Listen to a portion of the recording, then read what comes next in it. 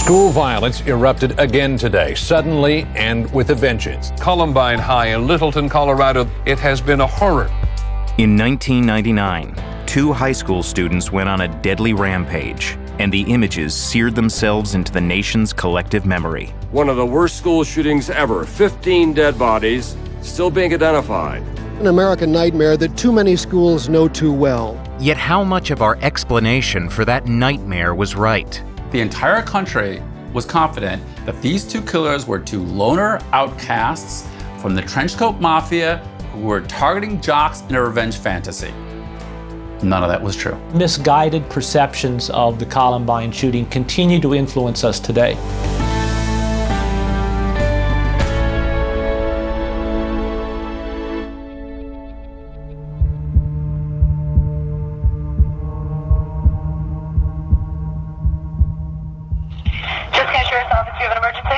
Yes, I am a teacher at Columbine High School.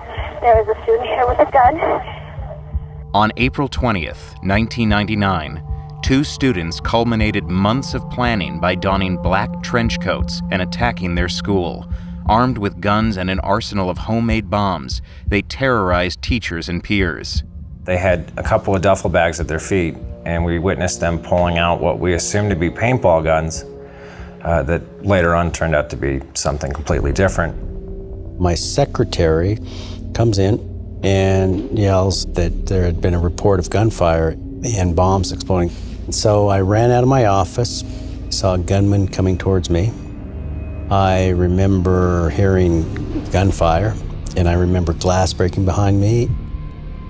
I was laying in broken glass from the window that had gotten shot out.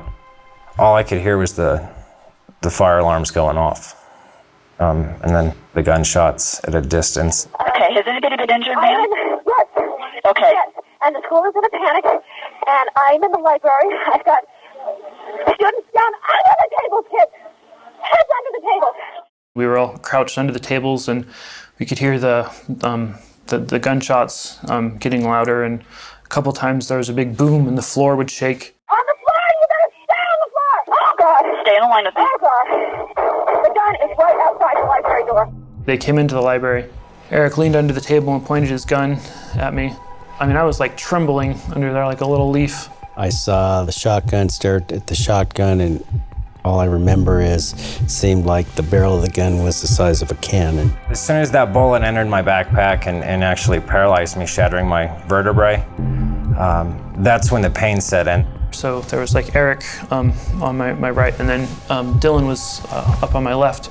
And I looked up at Dylan and I said, "Hey, Dylan." And he said, "Hey, man." And I said, "What are you doing?" And it still like chills me how he was just like, killing people. The killers fatally shot 12 students and a teacher in less than 20 minutes. Then they turned the guns on themselves. 12 kids died on my watch, along with the teacher. In our lives, you're not supposed to bury your kids, and they were all my kids. Before the world had fully grasped what had happened inside the school, there was a scramble to make sense of it. We're getting coverage from 4 stations in the Denver area of a shooting at a high school. A still developing situation, and one that looks like it's not going to be over anytime soon. Horrors like Columbine terrify us, and we need an explanation. So even if we don't have an answer, we find one. And we find it really too fast. 2 witnesses that we talked to on the telephone described them as members of the trenchcoat mafia. These are kids they claim routinely dress in black trench coats. Kids were watching this on TV, and also it was the early days of cell phones. If they weren't seeing it, their friends were watching it on TV, calling them on their cell phones, and letting them know. They were saying that, that they wanted to do this for their revenge. For the school, I guess, because, I mean, they're such an outcast at our school. It was this little round and round feedback chamber. So when a kid goes on TV and says, "Oh yeah, they were outcasts," another kid who doesn't really know the killers well or at all thinks, oh, they're outcasts. Oh, I didn't realize that. Then when he's interviewed, he says they're outcasts. So you're contaminating the witness pool like that. And speculation about a black-coated mafia and its supposed grievances ran wild. A gang that apparently hated athletes. It was all because people were mean to him last year. The Trenchcoat Mafia is more than just black clothes. These boys were dangerously strange. In a yearbook photo of some group members that was broadcast nationwide, neither gunman appeared. One member of the Trenchcoat Mafia, John Savage, said there was a good reason for their absence. Eric and Dylan were not at all a part of the things that we did as a group.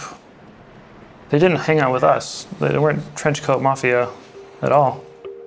And he says the media's description of him and his friends had little basis in fact.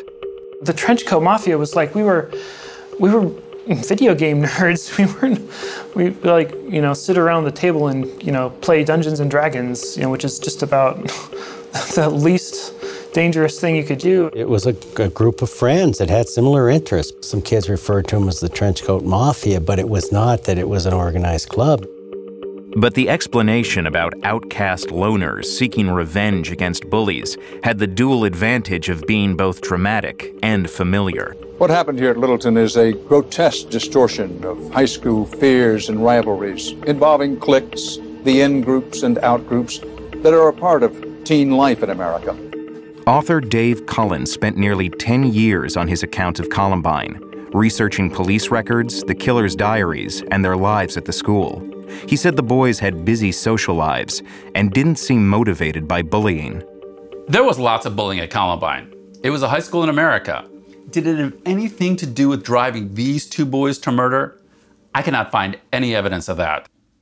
The killers directed their hostility toward the whole student population, placing propane bombs set to go off in the cafeteria at lunchtime.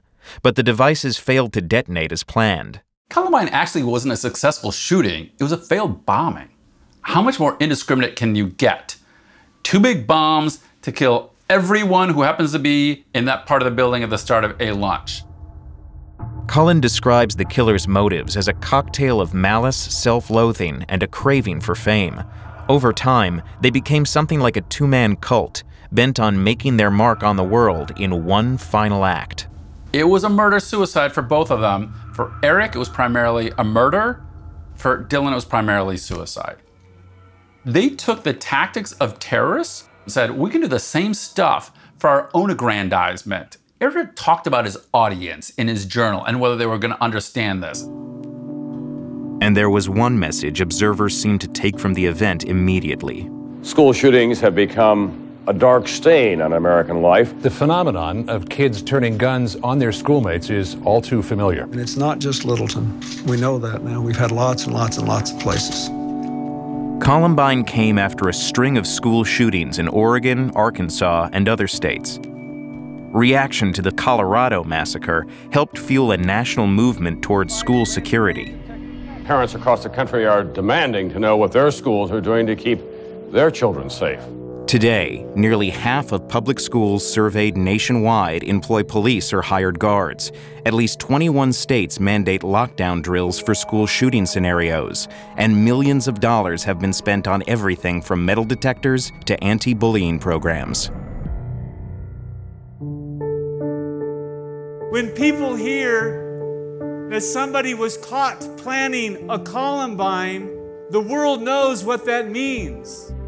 More than a decade after Columbine, we're still struggling to figure out not only what causes school shootings, but whether or not we're seeing more of them. And coverage of the issue offers little clarity. School shootings are on the rise in America. I'm telling you, I have the numbers to show it. But there's actually very little consensus on those numbers. Experts say that the number is statistically unchanged since the 1990s. The number of school shootings in America has been rapidly in decline over the last decade. Researchers can't agree on a methodology for tallying up attacks. They make different decisions about whether to include non-fatal attacks on schools or foiled ones, or even on-campus suicides or gun accidents. And this leads to vastly different final numbers. We unfortunately tend to judge how frequently events occur by how often we hear about them. And that, of course, depends on news reports of these things happening. The death toll rises in an attack inside a school cafeteria. In Los Angeles, 2 students were wounded in an accidental shooting. A school shooting in Texas leaves 2 students injured. One statistic with a more clear-cut definition is overall homicides in schools. The Center for Disease Control regularly tracks those numbers, and the trend line is clear. While they vary from year to year, school homicides are essentially flat across the decades. They're also extremely rare. There are over 300 shootings every day in the United States. How many of those occur in schools? Almost none of them. And rare as they are, when school shootings do happen, there's some evidence that past attacks and intense media focus on the killers have helped inspire future ones. Song-hee Cho wrote that he was inspired by the Columbine killers attack 8 years ago today. The gunman, Adam Lanza, was obsessed with the 1999 Columbine High School attack. And some news outlets are beginning to take notice. We are not, during this broadcast, using the name of the shooter. Often it seems that in history remembers the names of murderers and not the names of victims.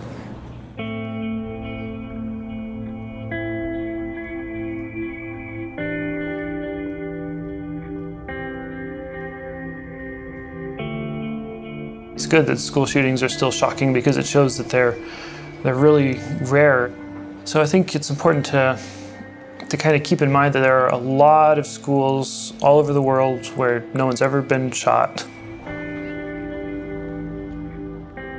I could spend my entire life living in fear, wondering when's the next attack or when's the next person going to do that, but that would be it. I'd be living in fear. I would be giving in to what they wanted to happen.